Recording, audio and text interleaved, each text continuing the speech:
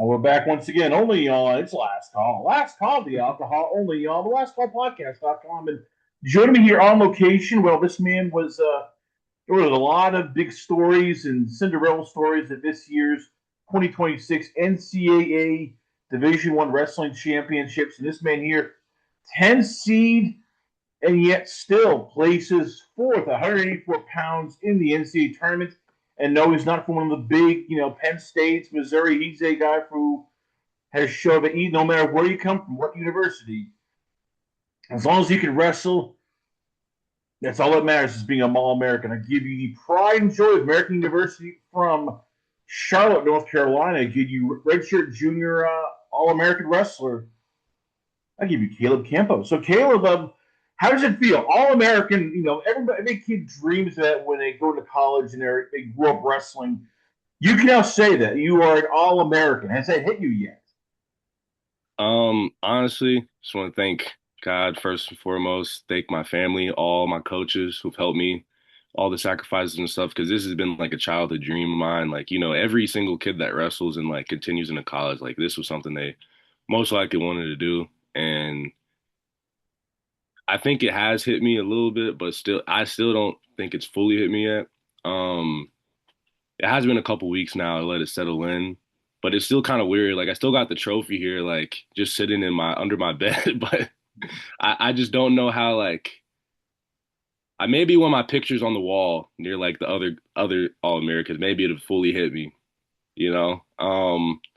It is insane, and I was like, it's kind of surreal because it's something you like knew you were capable of, knew I was capable of, and I like still was kind of like surprised when it happened. I don't know. It was kind of weird. It was maybe like, oh man, like it's finally done. Like the relief that I felt after was really like really nice. All the pressure that I put on myself, all the hours, all the work I put in since I was like 10 went all into this.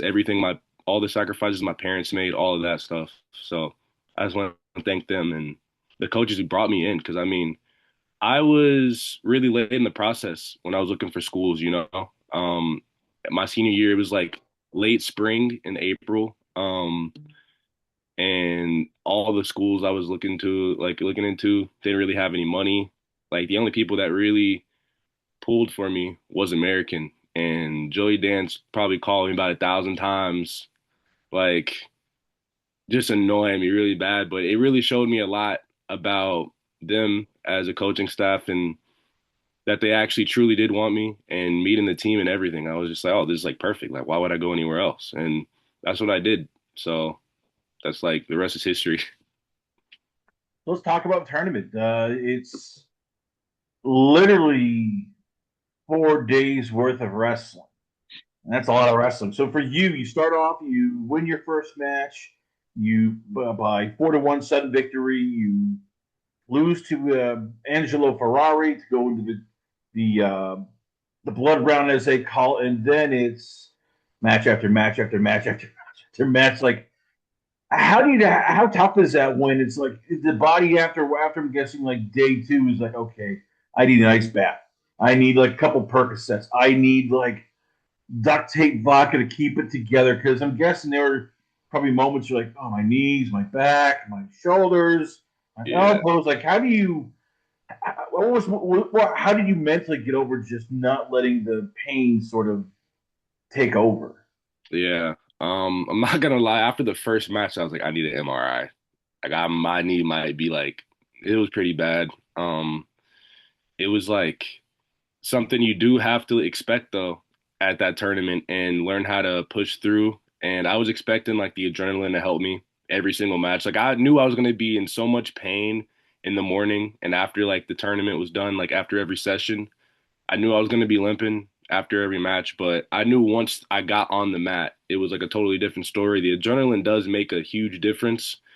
And honestly, I feel like I thrive in those types of events. Like tournaments are awesome for me because none of that stuff really bothers me. I just know that I'm going to go out and wrestle. Everyone else is banged up. Like there's guys with like thick shoulder braces.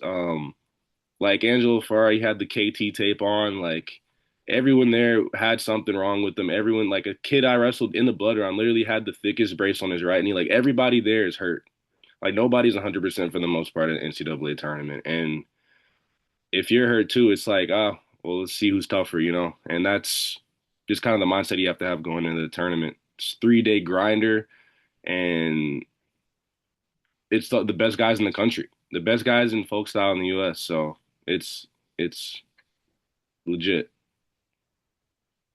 Take me to the Soldano match. That's the one where winner is an All American, loser just misses out. So you win. It's sudden victory. You're taking on a guy from Oklahoma who, highly recruited, got brought in. Take me to that match and just having to win sudden victory and just wanting it more. Like how tough was that match, and when did you realize like, okay, I can win this match. I am going to win this match.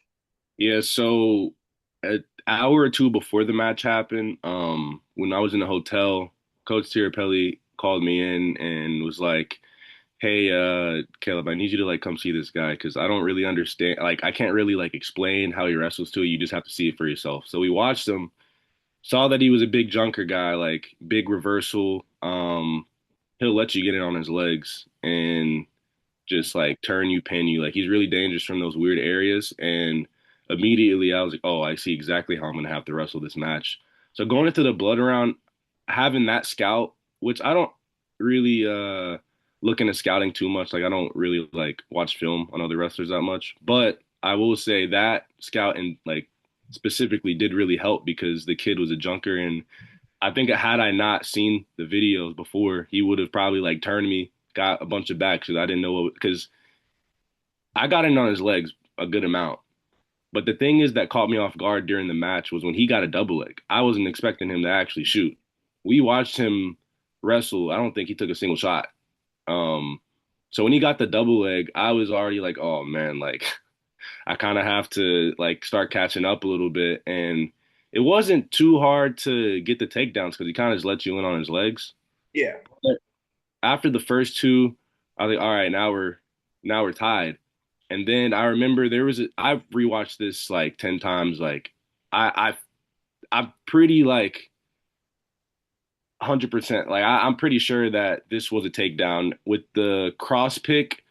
As soon as the referee blows the whistle, right on time, a cross pick, get like three backs or something, and then they throw the brick.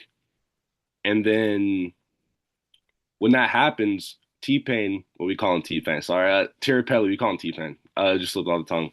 But Coach Tirapelli was like, Caleb, you're probably gonna get just a takedown. They might take away the points, but even if they take away everything, like I know you can just take them down. Like you don't have to rush though. There's like not that much time left. You can just get them in overtime. And then I just was nodding my head, saying like, all right, I know I can take them down whenever. I know I can take them down whenever. And they did what he said. They took away every single point. It was like 11-8 because it was 6-6. I get to take down three backs, and then he gets a reversal, and I like take myself out of bounds, and then now it's 6-6 again somehow. Magically, the points just disappear. And then I think I had like another takedown maybe at some point or some extra points. I don't really remember. It was kind of crazy. That was just like the one part where I was like, that was an iffy call. I didn't really like that call, but you just have to do what you got to do. And the ref, like, you can't let the ref win for you. You got to do it yourself. And in overtime, I mean, the getting in on his legs was pretty easy, but we were both like breathing really heavy. We were both sweating. It was like really, really intense. And I knew as soon as I secured the double on his back, I knew I was going to win as soon as I posted my hands. And then as soon as that happened, it, I didn't, it was weird because I was expecting to feel like something different. But I guess because I've worked so hard for this moment and expected to be on the podium, and the coaches have expected me to be on the podium, and they've been telling me my ability since I got here, it was still more of like I'm glad I did this for everyone else type of thing. And my goal is still to be a natty champion, and get that. But even if I don't, I still am very happy and pleased with what I've been able to do at AU and continue to show that it's still possible anywhere you go. You don't got to leave. And honestly is a big reason I am staying too, because kids have to see, man, like loyalty is a big thing, and you don't want to be a sellout. You don't want to be a sellout for coaches that brought you in and gave you an opportunity because that's that's just I don't know. I've just lived on loyalty for so long. Like my dad always told me, like, don't switch clubs, man. Just stay in one club. Like you don't got to do all this like moving around and like yeah, I don't know, but the feeling was really cool, and I was really happy like that. My mom, my sisters were there to see something that they've seen me work forever on, like hours, thousands of shots. Like oh my goodness, it was a lot that went into that, but I'm really happy with the outcome. After you beat Soldano from Oklahoma, then you get another kid from Ohio, this time Ohio State rider, and that might be even tougher because while you were going through hell beating Soldano, he got a medical, forfeit, and he gets right into the quarterfinal, blood round, and you're as you said, you're still sore. He's like, oh, I got a refresher. I got to just take a time off. How did you find ways to beat him when again it's like after I'm guessing the Soldano match, you're like, oh god, I don't know how much you can take of it, and you're like, oh god, another match, oh yay! Said nobody. What went right, what went wrong, and take me to the Ryder match and when you realize like, okay, this is going to be a little more easier. Yeah, so right after that match, I was really happy and obviously like celebrating with my coaches in the back. But immediately when I was cooling down in the back, they're like, "You got another one like really fast coming up." Like make and in my head, I'm like, "Whoa, like really?" Like I was not expecting to have a match this fast.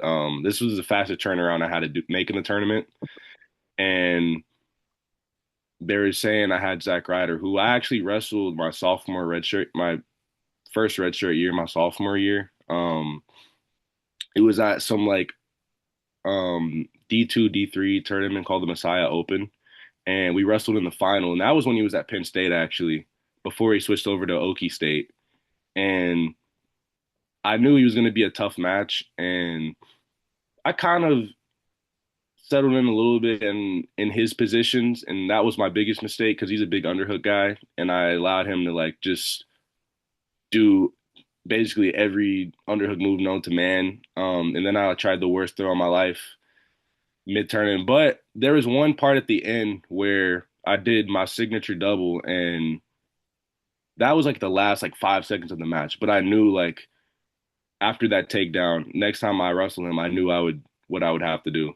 And that entire match after the blood round with Zack Ryder, it was basically just that. I'm not gonna let you get an underhook, and I'm gonna keep circling around you, and then eventually I'm just gonna take you down. And I think I took him down like 3 times. And there was a point at the end where I thought he was about to hit me. There was like there was like 3 seconds left in the match, and I went because he was out of bounds, and I was gonna try to get like one more quick takedown, but I just like headbutt his shoulder or like his hip or something, and he got up and he like put his fists up, but then he held himself back, and I was like, oh, like I was kind of nervous about that, Like, oh, we might have a brawl here. I didn't expect stuff for this. but that was really cool. I mean, this entire tournament honestly was like kind of a revenge run because my first match, that Cal Poly kid, he beat me at Michigan State last year, like in our first duel, and then Malachi Duvall pinned me earlier in the Navy Classic this year,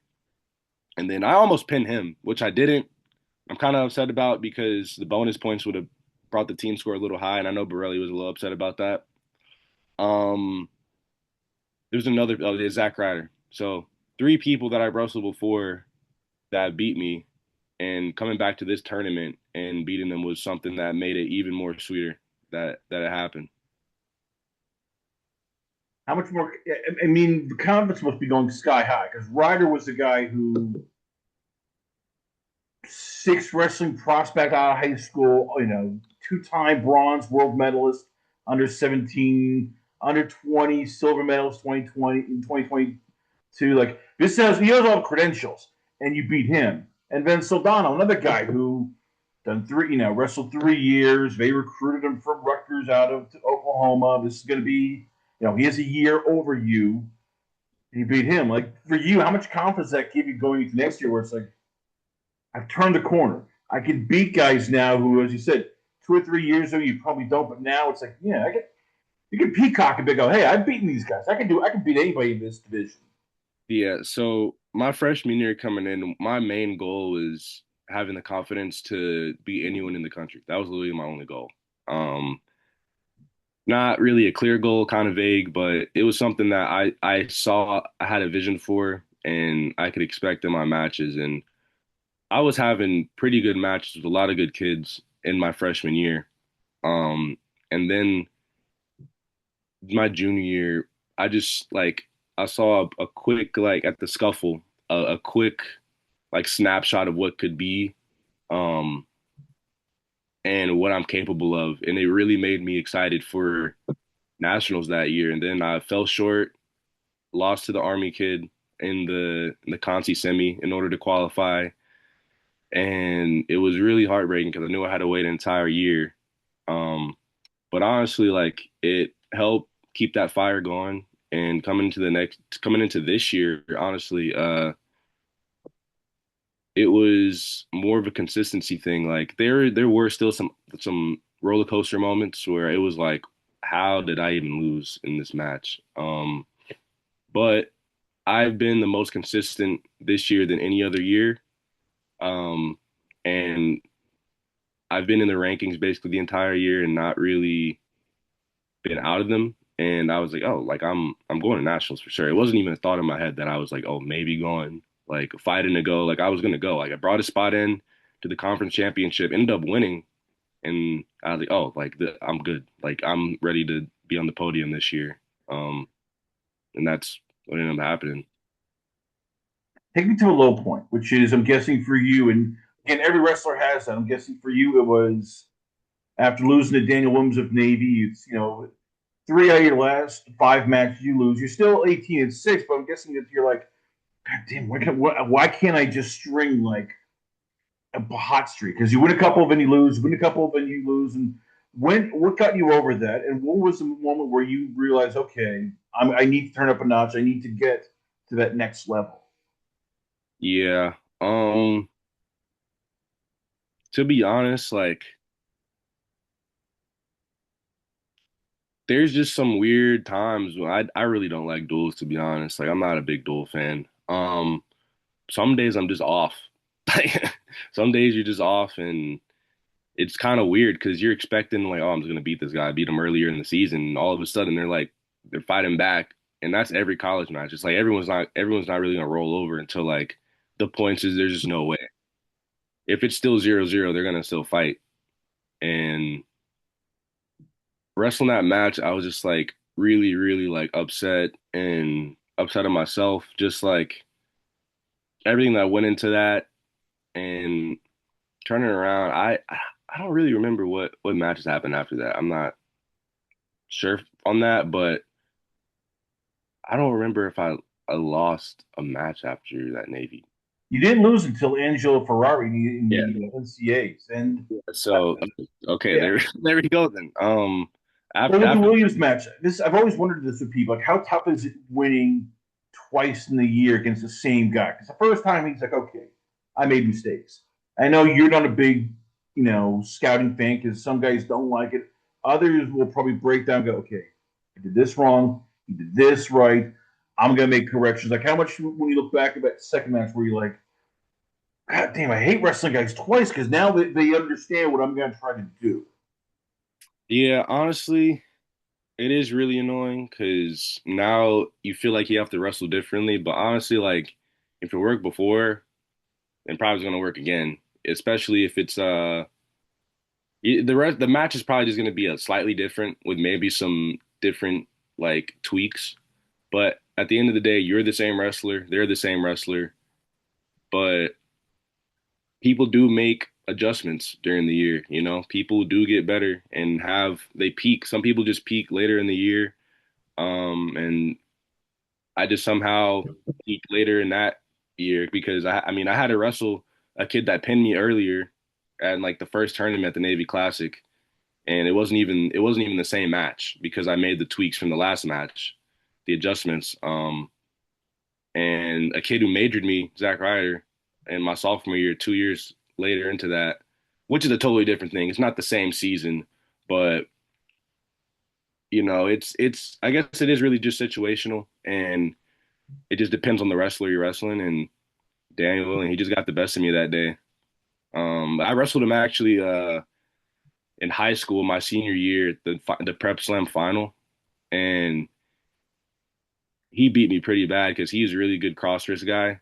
He can just tilt people like, and he's so tall. He's huge. He's ginormous. I've never wrestled anyone that tall before, besides like Malachi Duvall probably, or like yeah, honestly, they're probably the taller people, most tall people I wrestled, and I just knew that he was going to try to cross wrist, and I don't even think maybe he got some back points, but that was from like a dumb takedown I made, and just I was making a lot of mistakes. My nose was bleeding.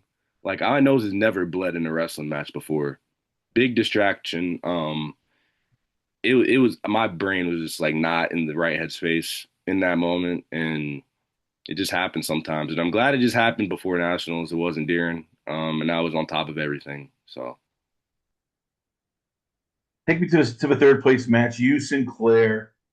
And again, there's no shame in losing to him. He just went out there and he beat the world bronze medal in real American freestyle. So this kid's pretty damn good. But what happened in that match? And when you look back, how much do you look and go, I wish I at least had the Ferrari match and wasn't just cold from, yes, I beat Ryder, Ben, I have a long break. And Ben, after it's like, because whenever you get hurt, the longer you sit, the adrenaline then dumps and you start, oh, man, this shoulder really hurts. Man, this knee really hurts. God damn, I can't move. I can't close my fist.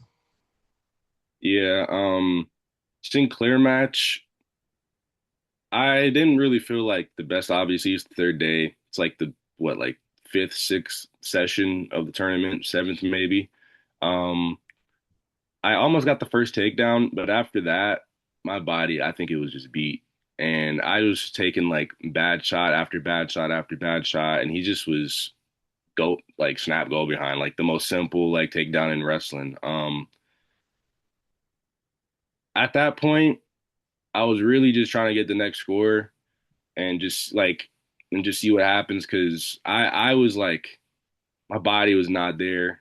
I wasn't all the way like 100% at that point, and I was like, you know what, I'm just gonna try to see if I can make something happen here.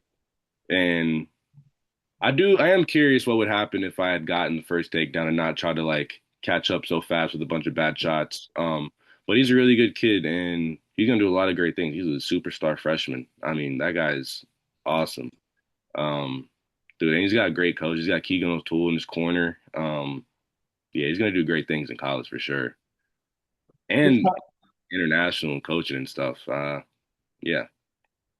So this ties me back to what you said earlier. But you're staying in American University. You're loyal to your coaches, which I respect. But how do you then take your game to the next level? Because I'm guessing you're looking around, going, "All right, I now know I need to learn. This is my first long run of the NCAA tournament. So I'm guessing you're going to go, all right, see, maybe I need to do more acupuncture, strength training, do the international circuit. I mean, like, what are the plans, I guess, now that you've had the taste? And you're like, all right, I want more. I want national champion. Like, what are the plans for you to sort of grow?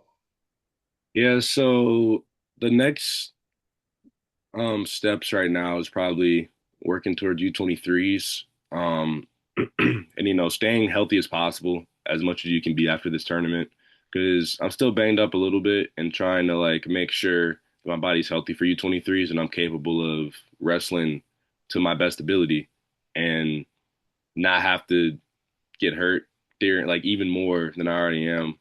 Um, but also in the summer training, we have really good summer training every year, and I think that is really what makes the difference in everyone's like wrestling. If you don't work out in the summer, like you're gonna set yourself back. Like what? That's 2 months, 2.5 months of training that everyone else is getting that you're not. Like it's not worth it. You can't be surprised when you don't do good in the season. You haven't been coming in the summer. So a lot of lifting, a lot of wrestling.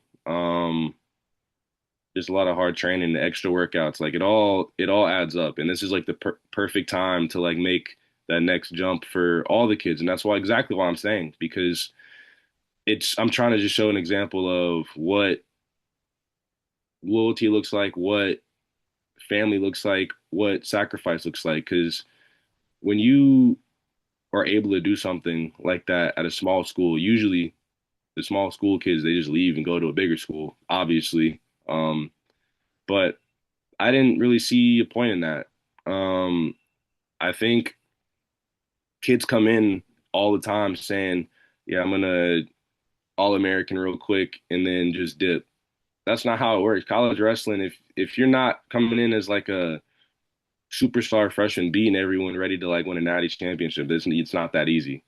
It's not that easy, and they realize really quick that it's not that easy.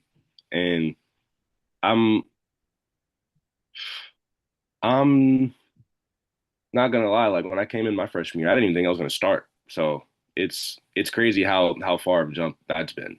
Um, but yeah, that really takes a lot of mental focus, and I know a lot of freshmen weren't really pleased with their seasons this year. Maybe their redshirt seasons didn't win a lot of matches, maybe didn't win any tournaments as much as they wanted to.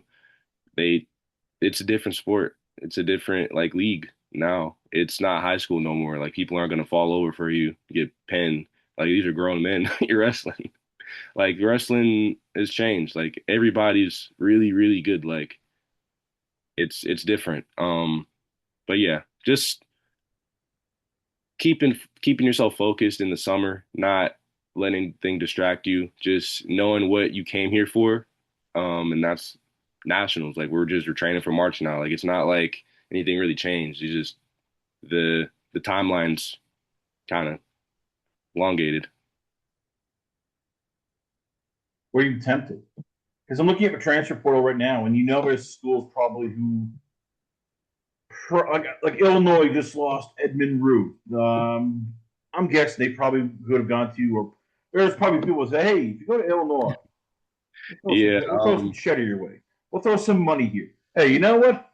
Maybe 20. How does 25 grand sound? How does maybe 50 grand yeah. sound or 100 grand? Like there are schools that were probably looking at you going, man, we really like North Carolina. Huh? We'll upgrade here. Oh wait a minute, we can get Caleb Campos. You can return home. It's nice and warm. And hey, play your cards right. We'll have you hang out with Michael Malone and Bill Belichick here. Hey, doesn't that sound cool? Like why did you want to stay? Why is loyalty a big thing when, again, it's the NIL, it's transfer money, people are getting paid, and a lot of people, as you said, they're leaving. They're too. All right, we can now move here, we can move there. Like for you, why is loyalty a big thing? Um, Loyalty's everything, man. Like it just grounds you. It keeps you tied to the people that were there for you when you had nothing, when you were a nobody, when the people that probably want me now didn't want me before. It's like it's so much better to have people that truly were there for me in the beginning than to go somewhere where they didn't even know me until now. And I don't really like that feeling to have to move out and then make new friends. I'm not really good at doing that. I'm not really good at the whole talking thing, new people, having to like kind of like maneuver myself with new coaches. I don't really know how they coach. Like I'm just doing what works for me. Um, and I mean they're taking care of me. Like I don't have to worry about none of that stuff. But it is kind of funny. It is kind of interesting how people do reach out and like it's like the switch turnaround so fast. Like you go from nothing, go to nationals next week, you're like famous all of a sudden, and it's kind of weird. I'm not gonna lie. It's like people messaging me, calling me. Um, I'm not gonna say who, but I don't even think we gave enough people a chance because we got my quote out just in time before the transfer portal stuff started happening to say that I'm staying. But yeah, like for anyone watching, like I'm staying at AU. Yeah, that's It clear. doesn't Hope make stop people though. It's almost like a girl who has a boyfriend or a boyfriend who has a hot girlfriend. The rest of people like, hey, we have a chance. yeah, yeah, You said no, but that doesn't mean no concrete. chance. He's Yeah. going to find the right offer. So that's a whole different story, different day. But last two questions, like why wrestling? And why do you love it? And I mean, because I've asked this to everybody I've had from Cam Steed, Aiden Sinclair, sorry, Aiden Valencia, Tyler, all these guys. You suffer a lot. Your body goes through the ringer a lot. You have to cut weight, which most people would look and go, oh my God, how the hell do you get blood from a stone? You do that a lot. You mentally go into places which can frighten even like certain Marines. You get mat burned, cauliflower ear, joints are bent. Probably maybe your back gets sort of bent in places.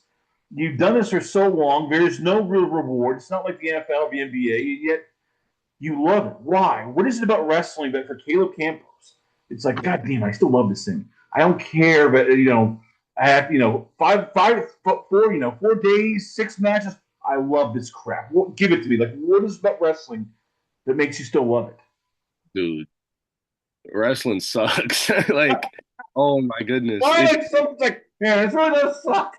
We do. It's insane why I really like it. It's such a weird relationship. Because like it's just so rewarding. I don't know. It was something so weird about wrestling. It just seems like the realest, rawest sport like out there still to this day. I feel like a lot of sports have become kind of like in wrestling kind of getting in that area because of the NIL stuff, like the fake kind of I don't know. But in reality, like in competition, at the end of the day, like you versus another guy, like trying to like take each other's will, like literally in front of 1,000 people in a match. So all the training, like when I was in middle school, high school, suffering like in sauna suits, and like starving myself, like spitting in cups, like just doing all the JV stuff that like all like so many people have had to do before, so many people have dealt with. Like there was a time like I was my freshman year, I was cutting from 185, 190 to 165 every week. And Jeez. that was not that that was like one of the worst seasons of my life. Like that I'm not gonna lie, that sucked. Like same kind of thing like my sophomore year in high school where I had a crazy growth spurt because I was 120. I was a little like skinny kid, 120, 130, and I grew to 160 and I was like, "Oh, dude." And it's like this mental thing. It's I hate it so much. And I'm gonna get to this point to make clear that you don't have to cut weight because I was 160 and I was like, oh, I'm too small for 160. I can't. I was just 120. Now I have to cut down to like 138. You know, and that was my thought process. This isn't normal. It's not normal at all. And I think a lot of kids feel like they have to cut weight. And my new coach came in. And he immediately, Coach Fleckman, he immediately said no long sleeves, no sweatpants, no hoodies. Like we're not doing that. We don't cut weight here. Like just eat, just wrestle, you'll be fine. And then I had the best year, my senior year, and like my entire high school career, not cutting weight. All I did was focus on wrestling. Like that, there was another kid on there who was cutting to 106, Charlie Carr. He was like 125. It's not normal. It's not good for kids to do that. Like you're literally hurt. No. You're gonna increase the risk for injury. You're gonna increase like the risk for death, honestly, like kidney failure, like organ failure, like you're gonna hurt yourself. You shouldn't do that as a kid. You gotta grow. Like you're not done growing as a man until you're what, like 22, 23, I don't know. But yeah, I came here and I was like 170 and I was like, yeah, I'm going 165. And then I got the freshman 15 from the dining hall and then I was like, I guess I'm still going 165. But 2 years later, I bump up 174. Um, Still a pretty hard cut. I was probably cutting like 15, but not like anything to where it was 165 cut. That was just terrible. And then now 184. Like I don't even think about weight cutting anymore. And look what happened. I had the best year. That also like could take part in the getting better at wrestling aspect, obviously. But it's like the less you think about cutting, like the more you think about wrestling. And that what do you do on a mat? You don't cut weight, you wrestle, you know?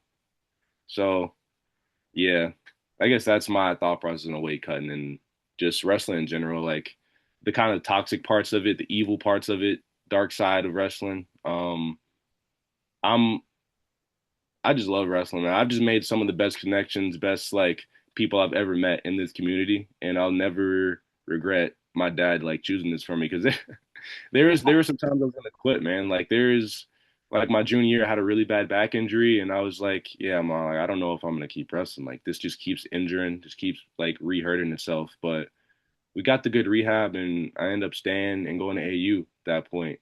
I remember like in fifth grade, it was like the first time I was like gonna quit because I used to do jujitsu when I was really young. That's when I started with jujitsu and boxing, and then we got to wrestling. And after my first year, I got like a national team singlet, like a North Carolina singlet, when I was like 75 pounds, and I was like about to hang it up on my wall, and my mom's like, "What are you doing?" I was like, "I'm hanging up my singlet." She's like, "Why?" And I was like, I'm not wrestling anymore. You said I was only wrestle for 1 year. And she's like, no, you're not. You're gonna keep wrestling. I was like, oh, okay. Like it wasn't like an argument or nothing. It was just funny how I thought like, oh yeah, I'm just gonna wrestle for 1 year to help my jujitsu. And I ended up liking wrestling way more than jujitsu. And that's I mean, shows goes to show you like wrestling is something different, man. I love it. It's awesome. You're the first All American for Jason Borelli at American University. You are the now. This is according to Wikipedia. So if anybody has a problem, sue them, not me. You're the first All American wrestler was placed for American University since 2011, 2012. Ryan 2016. Flores. That means now next year you're the leader. You're the guy that the pressure's on because, as you said, you're building something at American University. You are building this culture. This hey, we're gonna stay here. We're not leaving. How tough is that now where if this year you got to basically just focus on you, next year it's you're 27 wins away from 100 wins, so you have individual goals. You want to win a national championship, and yet everybody on the team is now going to look up to you as the locker room leader, as the guy who's going to motivate them. Like, how do you not let that just get to you? Because that's a lot of pressure for anybody, let alone a guy who has his own goals.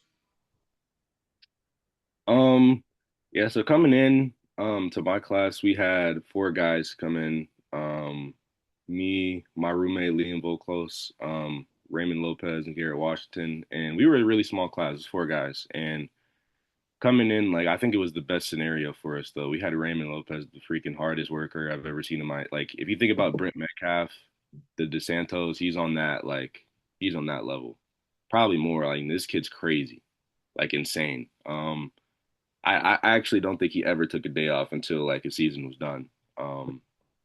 And like all of us were in the right headspace, like, and we had the similar goals. And I think a lot of kids like coming in and they might have like distractions. They just kind of fall off that trajectory of where they want to be because they got too many distractions going on. Um, and I think what helped me coming in the Borelli class, like the first one, we knew what the goal was. We knew what the standard was, and we already had that solidified from when we were younger already. And they didn't have to worry about us. We just knew what they wanted from us, and we were going to try our best to get to that point. And I remember Joey coming up to me. He was like, "I knew you're going to be my first All American." I was like, "What? What do you mean? Like, are you like just blowing smoke? Like, I don't even know. Like, why are you saying that, Coach?" And he's like, "No, we we just saw your ability and like we just knew." And I was like, all right, I guess I'll believe you. Like, Like, all right, I'll take your word for it there. yeah. Um, but yeah, like I'm gonna be the only senior. Like all my guys are leaving. They're not leaving like the city or nothing, but they won't be like wrestling anymore. They didn't want to take their red shirt years. They're just done. Wrestling's tough, and if you feel like you're done, then you're probably just like, yeah, I'm not. No, I'm not gonna. There's nothing more I can get from this sport, nothing more I can give to it. And I still feel like there's more for me to give to the sport.